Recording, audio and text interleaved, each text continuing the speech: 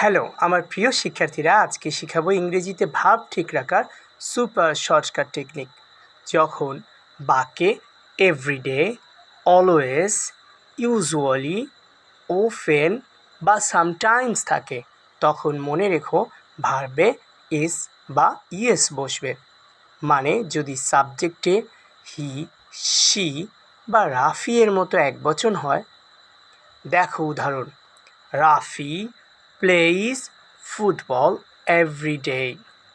She goes to school regularly. দেখলে এই একটুকু সাইন এভরিডে, অলওয়েজ তোমাকে পুরো টেন্সে নিয়ে দেয়। তাহলে ট্রিকটা কি?